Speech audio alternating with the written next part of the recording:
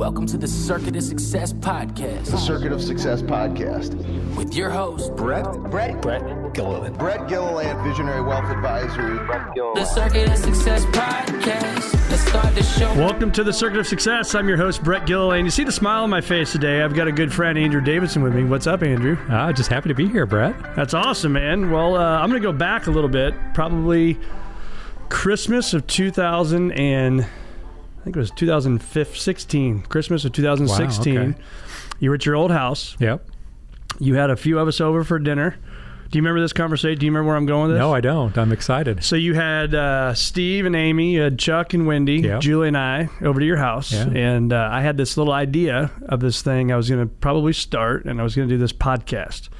And at the dinner, it's just us guys were standing around having a drink, and I said, man, what do you guys think about this podcast idea? And you were one of the guys that said, dude, you should totally do it. Yeah. And now here we are. This is crazy. I mean, 478th interview right here. Wow, 478. 478. Too bad it wasn't 67. I know, right? Exactly. There you go. So you are Andrew Davidson. You are the Central Region Managing Partner for KPMG and the St. Louis office Managing Partner. So it's been awesome, man. We've been friends for, I was trying to think about it last night. The boys were probably, 3 years old? Yeah, I was thinking back about that too. Yeah. So it's been a long time. And so I've been watching your career, and it's been awesome to see. So I thought, man, we got to have you on the podcast. So welcome. Well, I'm honored to be part of it. I've given you a hard time over the years and have said things like your podcast isn't a success until I'm on it, and actually I feel honored to be on it. Yeah, so thank that's you. awesome. Well, tell us a little bit about what's helped make you the man you are today, man. That's always my lead-off question. Okay. Well, it's I've listened to your podcast before. I've heard a number of people talk about it, and candidly for me, it's the people you surround yourself with. But it starts when you're young. I was fortunate I had great parents, right? And so that certainly set the foundation for success. But I was also fortunate I met my wife in high school, and she's really made me the man I am today.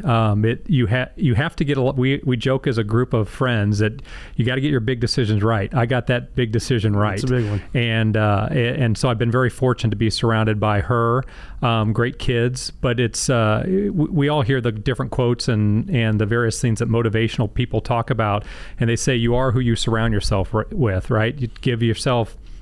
If you're the one person that isn't doing the right thing, and you surround yourself with 4 other people that are doing the right thing, most likely you're going to do the right thing. You switch that around, and if you surround yourself with 4 people that aren't doing the right thing, then you're going to be doing the wrong thing as well. So I've been fortunate enough to surround myself with good people, both at work and personally, and that's who's made me the man I am today. I love it.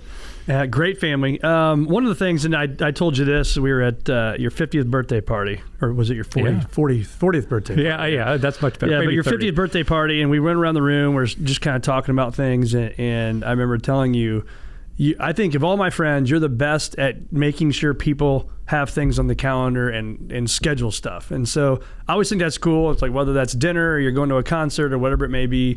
Why do you think that is so important to you, and why you're stayed committed to that? Well, I think life's about memories. And while I've been fortunate enough and I have great possessions and things like that, that's never what's motivated me. What's always motivated me is the memories that you make. And I told you when I walked into this room, there was a picture that your parents gave you of Arnold Palmer. Mm-hmm. And at the very bottom, I really got chills when I read it. Your parents wrote, "Memories are forever." And you can't take possessions with you, but the memories are there. And I'm big on getting together with friends and family and doing things to make memories. Yeah, I love that. It's so true, isn't it? Because, I mean, all the experiences we have are the things you talk about, right? It's not that new thing you buy. It's the... Unless it's that hoodie in a nice pro shop or something. Well, but those are required, right? Because it's a memory. Right. It's part of the memory. But I actually do say, I do buy stuff at the pro shops because it serves, I grab that shirt out of the pro shop or out of my closet, and it brings back the memory of that day. Great point.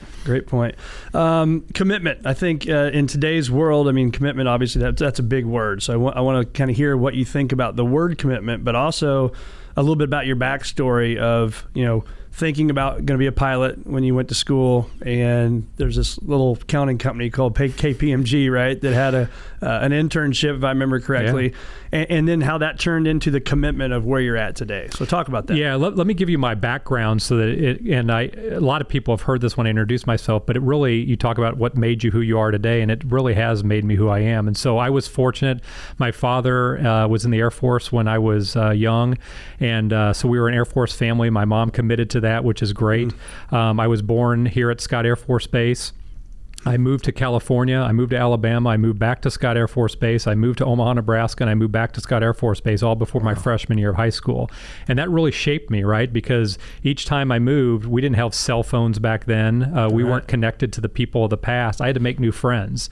And so I had to go into a classroom of people that knew each other for years, and I'm the new guy. And that really formed my personality as well.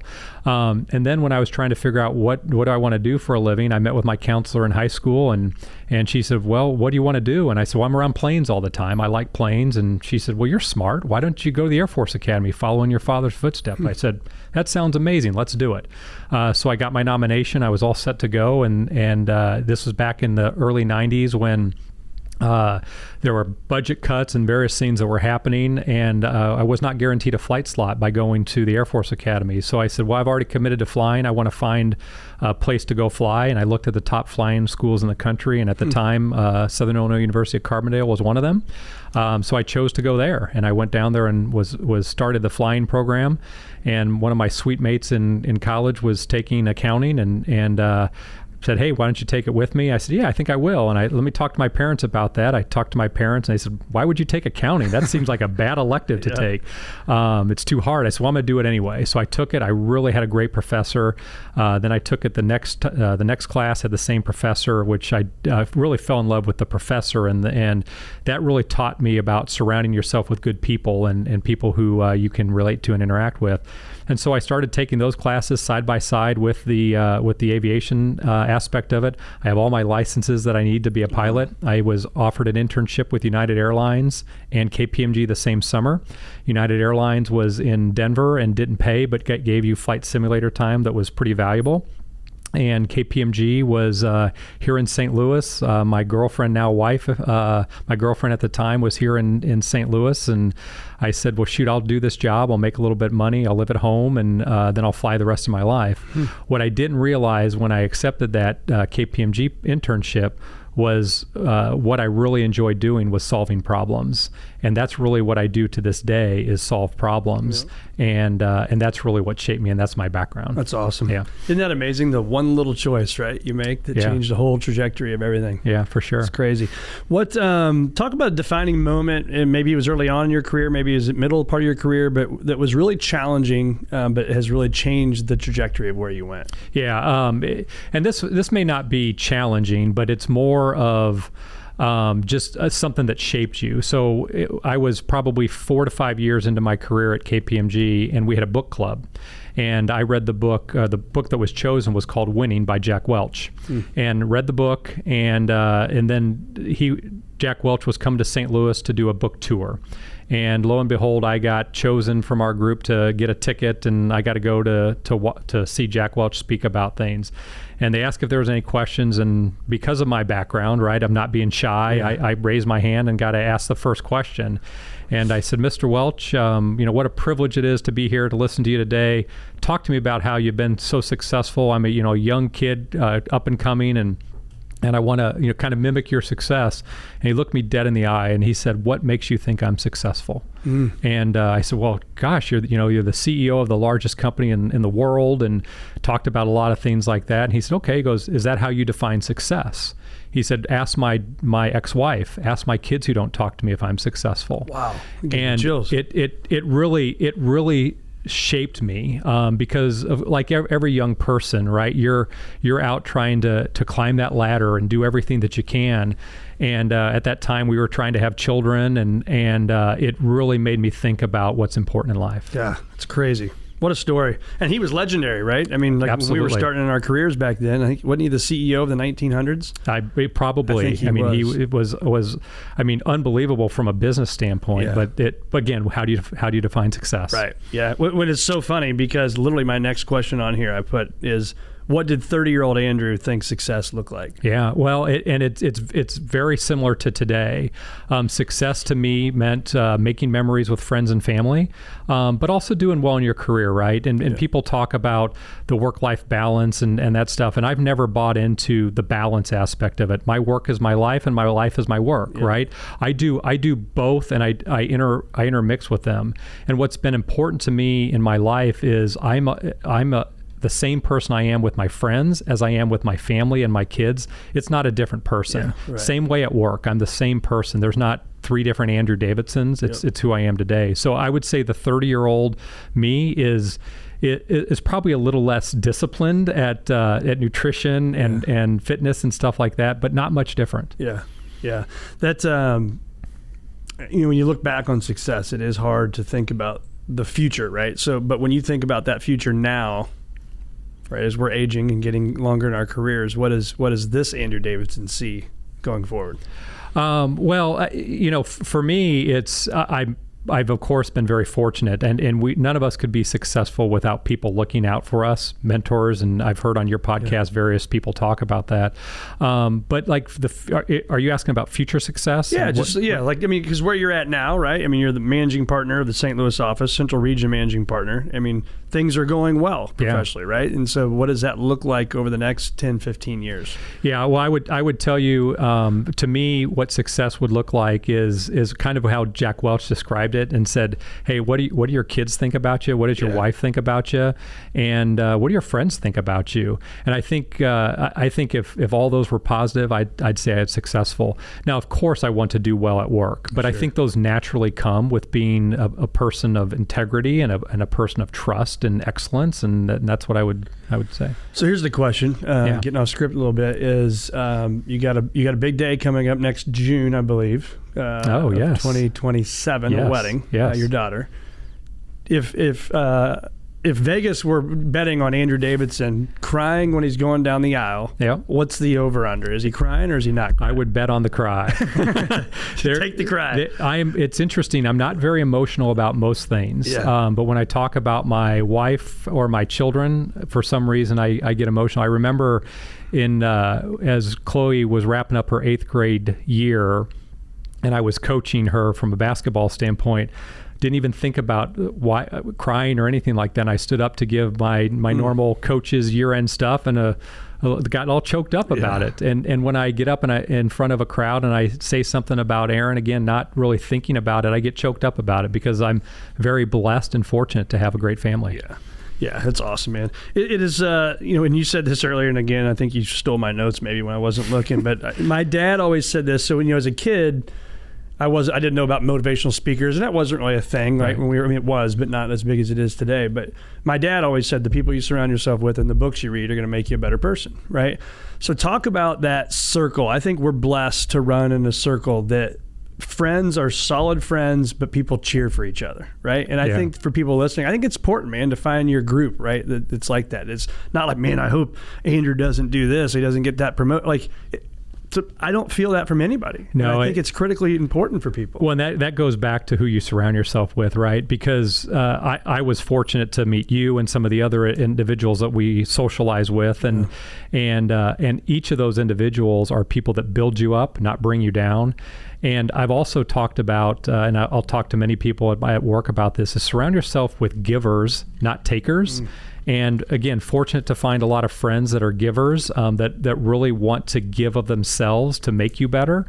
And I challenge my kids, I challenge the people I work with, is to leave the place better than you found it. And so a lot of times, and we can talk about this later, but my motto in everything is just get a little bit better every day. Yeah. And so I'm addicted to Peloton. I do Peloton every single day. And my slogan on there, or my tag on there, is be better today. Yeah. And if you have a minute, I'll describe why I did that. So it was interesting story for me, as I was on a cruise with my family and some friends. And as you know, I work out a lot. I enjoy that aspect of it. I always say I have an addictive personality. I might as well be addicted to working out instead of some other things. And so we were getting ready they had a rock climbing wall. And so the kids and everyone are excited about that and say, let's do the rock climbing wall. I'm like, well, that's no problem for me. I can do that. That's easy. So I started going up the wall, very easy to do. And there's a little spot where you have to go backwards and just kind of lift yourself up.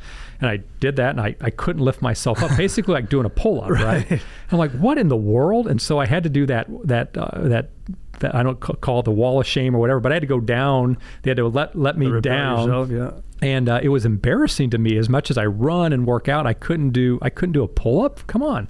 So I went home and I'm like, that's not going to happen to me again. Yeah. So I did that. I told myself I want to be able to do 50 pull-ups. Now, could you sit here today and do 50 pull-ups? Yeah. Well, no, you can't do that. And so I'm like, so I set a goal. So each day of the first week I did 1 pull-up every day. That's it, 1 pull-up. The next week I did 2. The next week I did 3 until I could do 3, and then I did 4, and I just kept doing that every single week until I could do 50 pull-ups. Wow. And so little things every day make a big difference, and that's what I talk about. And I always say, be better today. Do a little something today to make you better tomorrow. And I would assume that would lead to why you are where you are in your career, right? Because there's a lot of people that get into public accounting, right? There's very few that get to the managing partner of their office, right, of a big firm. So what was that you think you did early on? Talk to that 30-year-old listening right now that you did day in and day out without fail professionally. Yeah. So I would go into work every day and I would look at the person who I'm reporting to and I'd say, what can I do to make their life easier? What can I do to make their job better? What can I do to take a burden off of them? And that's literally what I would do. I would have my tasks, but I would also look at, okay, what can I do to make them better?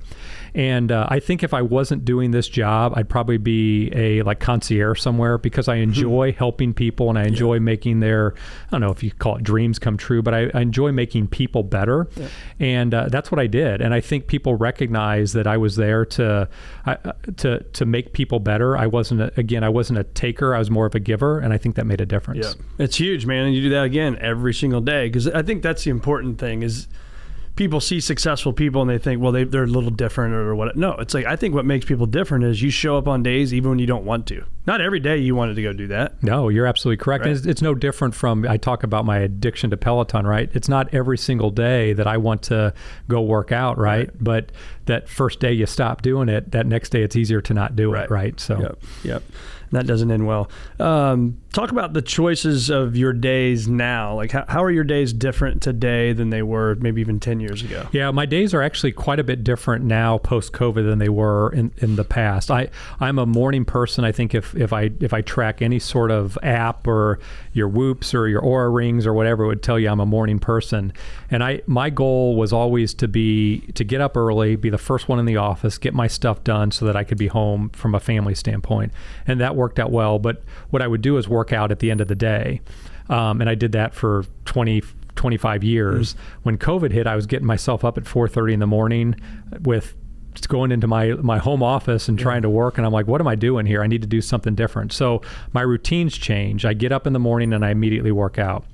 From there, I then shower, and then I do some sort of meditation, whether it's right now I'm reading the Bible, 365 days through the Bible. So I do that, and it really sets my mind for the day. But what's interesting is I don't get into the office until 8:30, which is about 3 hours after I used to get in the office. So it'd be interesting to see what some of the younger people think of that. Well, gosh, does Andrew not even get in anymore? But I've been intentional about that, right?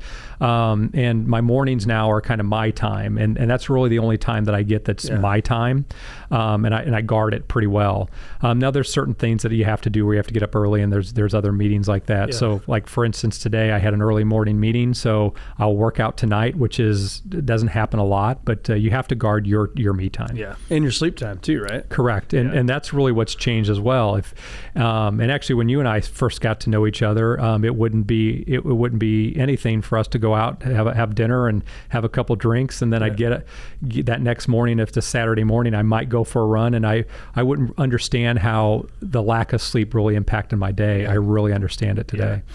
What's funny, it made me just think, we were just recently on a golf trip in Florida, and I sent a text. I'm like, hey, you may want to go to the gym or something to Derek. And he's like, they're already there, bud. There you go, bud.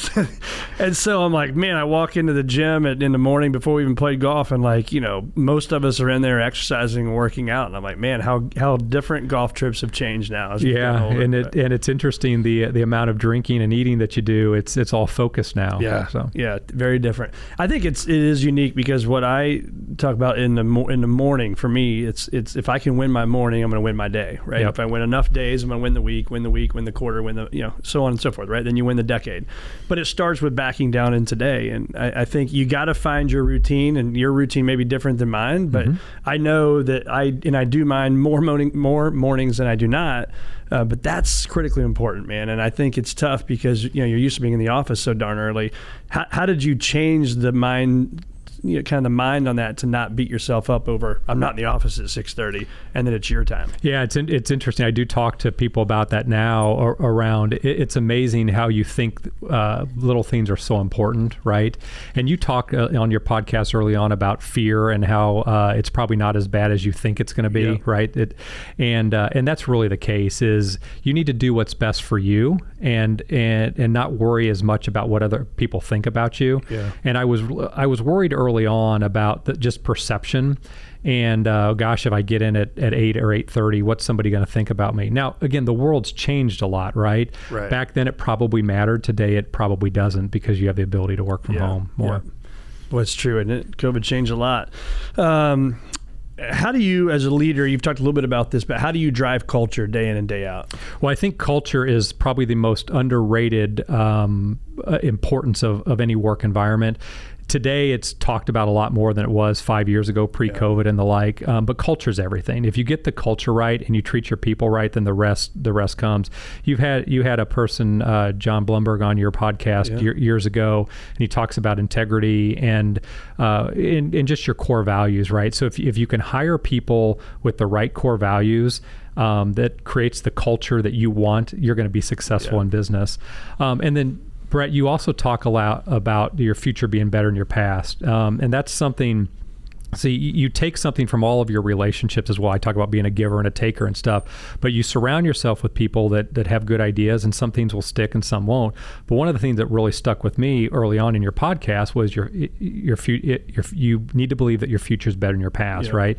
And I use that daily, because it is so true that from a culture standpoint, if you create a culture where people believe that their future is better than their past, they're going to be engaged, like you talk about.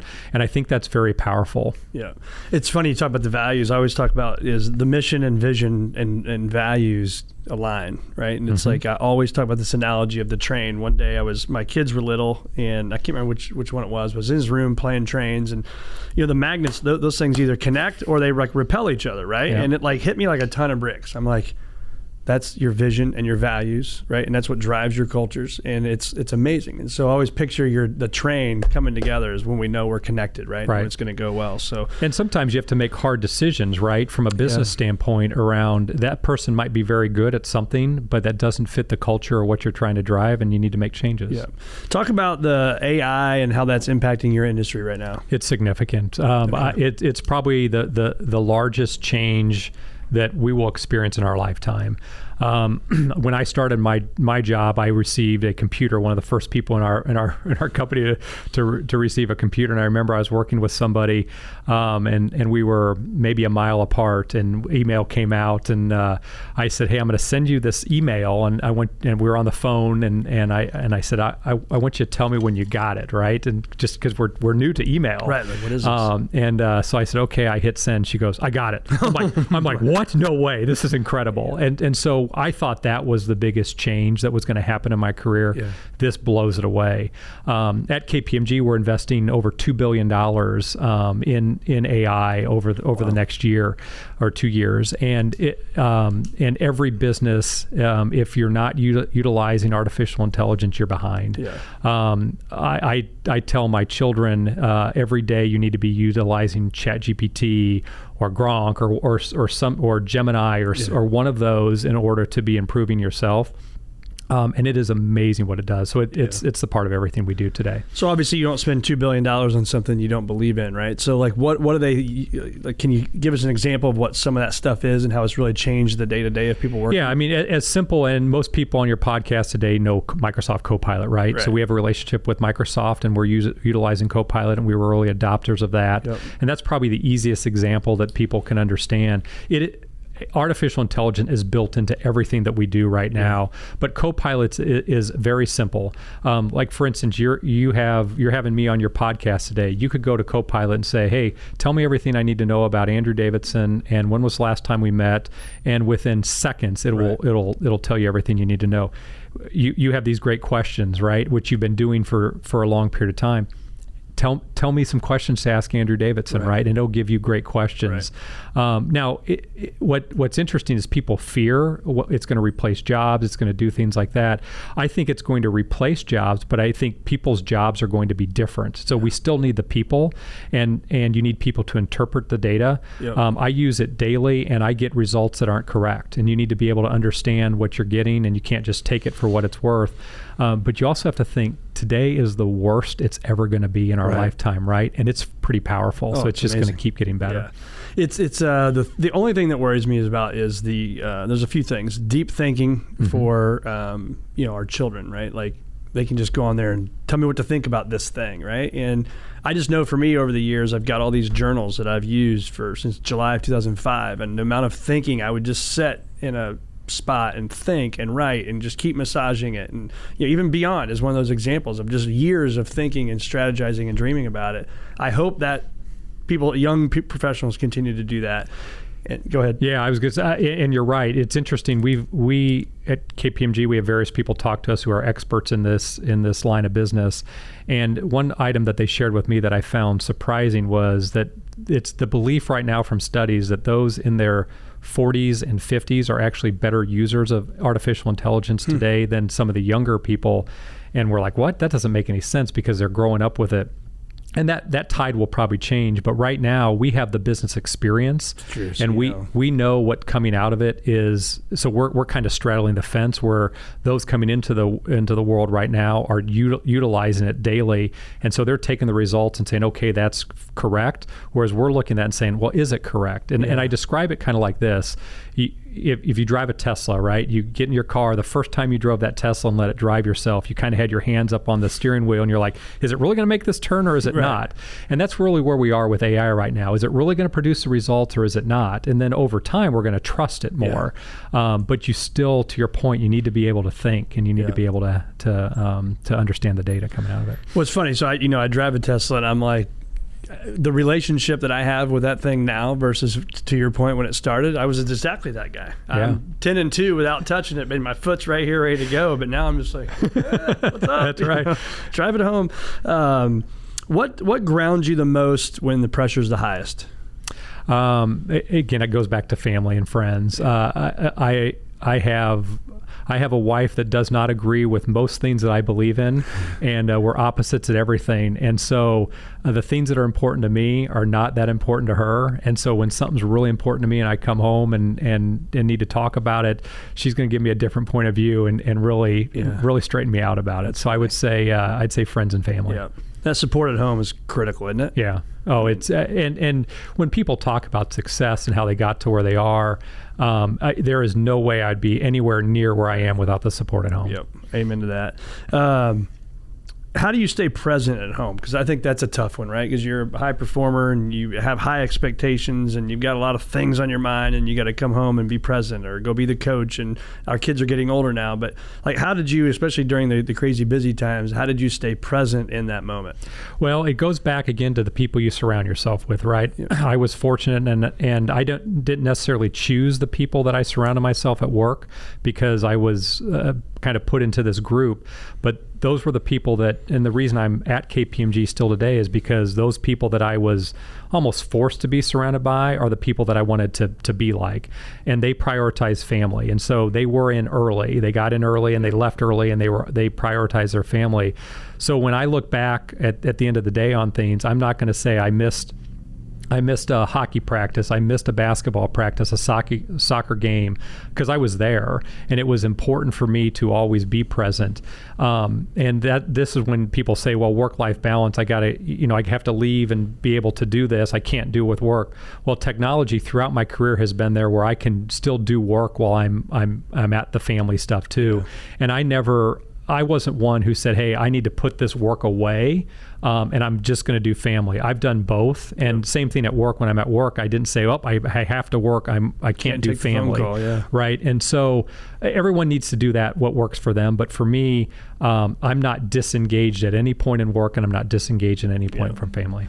Yeah, somebody on the podcast years ago said it was work-life integration, and that really stuck with me. It's like, because the balance, if you have this is, obviously in your role now, it may be a little bit different, but tax season, right? Accountants are working their tails off right now, right? And there is no balance. You're going to spend 100 hours at the office. You're not going to be at Johnny's soccer game, exactly. Right? And so, but that integration is when you're there, doing one or the other, be there, right? Be there and be in that moment. But no, it's not going to be perfectly balanced. Well, and I call it seasons, right? There are certainly seasons you need to be all in at work, and there's certainly seasons you need to be all in at home, right? Nothing in life, and you're a financial planner, you know this more than most, nothing goes as planned, right? And things are going to change, and you have to be able to adapt to that. And so you have to be able to be all in certain cases, and you want to be in an environment where people support you to do that, right? My family supports me when I need to be all in at work, and my work supports me when I need to be all in with family. Is there one financial principle that you live life by?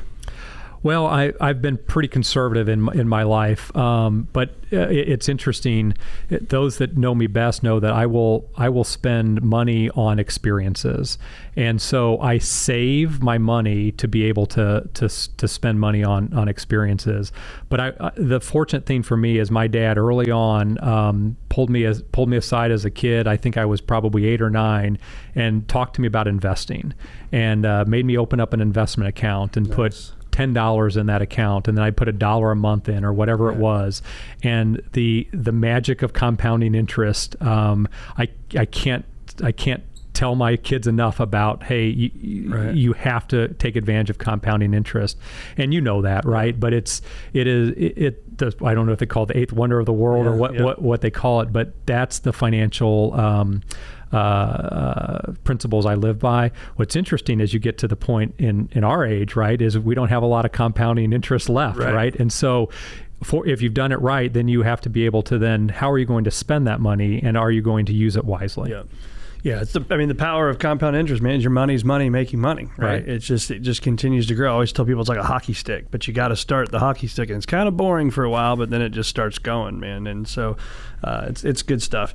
And we were just on a podcast earlier. We call it F to the 6th power. It's your faith, your family, your fitness, your firm, your fun, and your finances. And so we have 6 different people from the firm that are an expert in each one of those. And at the last Monday of every month, that podcast comes out, so you get 5 minutes of each topic for 30 minutes, right? So it's pretty efficient. But one of the things we talked about on finances is what separates the wealthy from the people that are always feeling behind. And it's like, when's the best time to plant a tree? Yesterday, 10 years ago, 10 right? years ago. Same thing with investing, man. It's like, start it now. So that's great that you live by that. Talk about the best leadership books. Well, for me, winning, just because the way it changed my life. This one isn't necessarily a leadership book, but it was very powerful for me as well, was Unbroken. It was something that I did when I read the book. It had a big impact on me. Again, I don't know why certain books have impacts on certain people, but that one, just the resilience that the soldier went through in order to survive, it just really made me think about the struggles that I go through and how little they are compared to what some others do. Your best golf trip? Well, no golf trip is a bad golf trip, right? But I had a milestone last year, and my daughter graduated from college, and she played college golf, and I thought it'd be pretty special to go across the pond and play St. Andrews and play some of those other great courses. And so we went over there with some family and friends, and I'd say that was my best golf trip. That's awesome. Which was your favorite course over there? Well, I thought it would be St. Andrews, but that was probably my least favorite of all of them. I played my best there, shot my best round. Got to play with my kids and walk across the bridge with both of them and my daughter's fiance, which was pretty special. I don't think I'll ever forget that. But surprisingly for me, it was Trump Turnberry. The course was as you'd expect, impeccable. And an incredible experience. That's awesome. Best vacation spot? Well, we when my kids were younger, we had a place in St. Thomas that we'd go to every year, and kind of develop that tradition, and would do that over and over again. It just became a tradition, and I really enjoyed that. Now we decided, we no longer have that place, and our best vacation spot is where we are now, right, and where we go to. But I would say probably St. Thomas would have been the best over the years. It's pretty awesome. Yeah. Did you ever go to the Soggy Dollar? Oh, many times. Awesome, the first time going to it, you really don't know what you're getting yourself into and what it is, and it's a dive bar, and I've never been much of a bar guy, and so I'm like, do I really want to go to a Soggy Dollar bar? And it was an incredible experience. Yeah. For those who've never been there, you got to go. It's basically on an island. Not basically, it's on an island, and you got to take a boat out there, and there's no power, no electricity, and they call it Soggy Dollar because you got to swim up from your boat to the bar, and your dollars are soggy because they don't take credit cards. So I would be curious today if they take Venmo or credit card or that'd anything. That'd be a good point. So, I don't know. They got to take Venmo, right? Maybe they'll call it the Soggy Dollar Venmo. Yeah, there you go. Or Soggy Venmo. Yeah. What's one piece of advice of all the things that you have done in your career? If there's that one thing that sticks out the most that you would say, if somebody listening could just do this one thing day in and day out, what would it be? Well, besides being better every day, right? Picking that one thing that makes you better every day. And again, whether it's push-ups, set-ups, whether it is communicating with your spouse better. When you had John Blumberg on the podcast, he talked about drifting away from your values, and nobody sets out and intends to drift away. So drifting towards things you want to do. When I'm asked that question now at work, what I talk about is communication. It is interesting how communication is so important to everything that you do. And I talk about how even nonverbal communication or posting something, like for instance, you and I we're fortunate to be good friends. If you posted something and I wasn't invited to that, how did that make me feel, right? Yeah. And how does that make us? So be intentional about what you're posting. Be intentional about how you're communicating. All the problems I've had in my life, or I'd say not all, but the vast majority have been either I didn't communicate something. I didn't tell my wife I was going to go do this. I didn't say something the right way. I didn't email that person I intended to email. So all around communication, if you can get communication right, you're going to do pretty well. Yeah, that's great advice. What does it mean right here? You see this, living and achieving a future greater than your past. Yeah. What comes to mind for you there? Well, honestly, Brett, what comes to mind is years ago, and you talk about when we had dinner at my house, but I heard you talk about future better in your past, and it resonated with me. And even my father passed away in November, and not one day did he think he was getting worse. He always thought that his future was going to be better in his past. And we talked about in those final days, he's like, hey, I've got to get up, I've got to do this, I've got to get to the gym, I've got to do these things, and never stop believing that your future is going to be better in your past is so powerful. Yeah, I love it. Well, you have great parents. Yep. You're amazing humans, and a great family, and you're a great friend, man. So appreciate you being on the Circuit of Success. Long time coming. 478 interviews later, man. Here we are. So. And now your podcast is a success. It's now a success. We'll go viral now. Thank you for having me, Brett. What a privilege.